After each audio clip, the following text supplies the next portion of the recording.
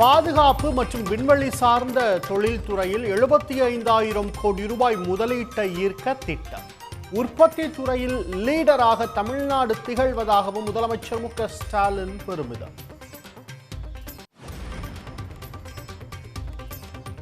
எடப்பாடி பழனிசாமியுடன் பாஜக தேர்தல் பொறுப்பாளர்கள் ஆலோசனை.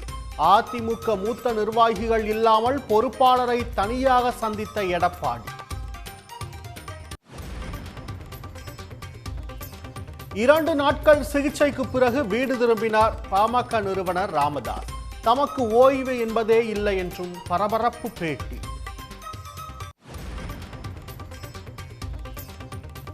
நீட் தேர்வு மதிப்பெண்ணை மாற்றி போலி சான்றிதழ் மூலம் மருத்துவக் கல்லூரியில் சேர்ந்த திண்டுக்கல் மாணவி. தொழில்நுட்பத்தை பயன்படுத்தி மோசடி செய்த பெண் பெற்றோருடன் கைது.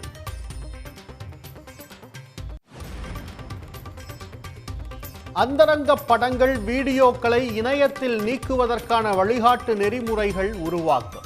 புகார் அளித்த 24 மணி நேரத்தில் நீக்கப்படும் என உயர்நீதிமன்றத்தில் ஒன்றிய அரசு விளக்கம். மயிலாடுதுறை மகப்பேறு மருத்துவமனை கட்டடம் இடிக்கப்படாது என நகராட்சி ஆணையர் உறுதி. ஆணையரின் கடிதத்தை தொடர்ந்து தருமபுரம் ஆதீனம் அறிவித்திருந்த உண்ணாவிரத போராட்டம் வாபஸ். முதலமைச்சர் கோப்பையில் வெற்றி பெறும் வீரர்களுக்கு அரசு வேலையில் 3% இடஒதுக்கீடு.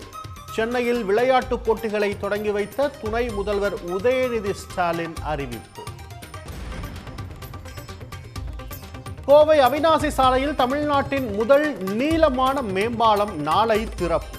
புதிய மேம்பாலத்திற்கு ஜி.டி. நாயுடு பெயரை சூட்டுவதாக முதலமைச்சர் மு.க.ஸ்டாலின் அறிவிப்பு.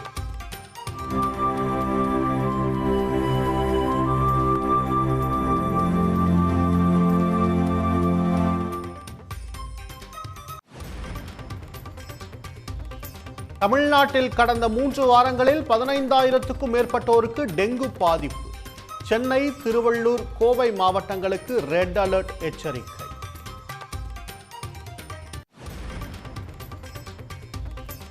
கரூர் விவகாரத்தில் நீதிபதியை விமர்சித்த ஓய்வு பெற்ற தடயவியல் ஊழியர் வரதராஜன் கைது. நீதிமன்ற உத்தரவின்படி 10 நாட்கள் புழல் மத்திய சிறையில் அடைப்பு.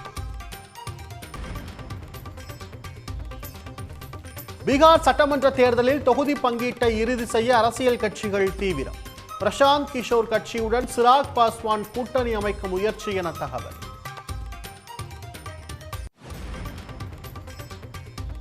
பீகாரில் காங்கிரஸ் கட்சியின் தேர்தல் குழு இன்று முக்கிய ஆலோசனை. வேட்பாளர்கள் தேர்வு இறுதி செய்யப்படும் என எதிர்பார்ப்பு. நவி மும்பை விமான நிலையத்தின் முதல் முனையத்தை இன்று திறந்து வைக்கிறார் பிரதமர் மோடி.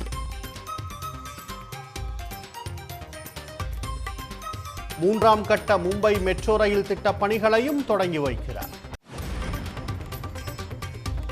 இயற்பியலுக்கான நோபல் பரிசு 3 விஞ்ஞானிகளுக்கு பகிர்ந்தளிப்பு. மின் சுற்றில் ஆற்றல் அளவீடு குறித்து கண்டுபிடித்ததற்காக கௌரவம். முன்பதிவு செய்த ரயில் டிக்கெட்டை ரத்து செய்யாமல் பயண தேதியை மாற்றிக்கொள்ளும் வசதி. புதிய வசதி வரும் ஜனவரி மாதம் முதல் அமலுக்கு வரும் என ஒன்றிய ரயில்வே அமைச்சர் தகவல்.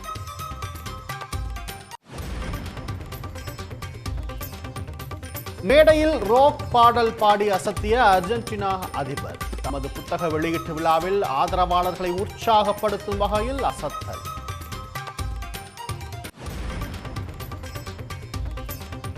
ரவி மோகன் நடிக்கும் ஜீனி படத்தின் முதல் பாடல் வெளியீடு. போட்டி போட்டு ஆடும் 2 நாயகிகளின் அசத்தல் நடனம்.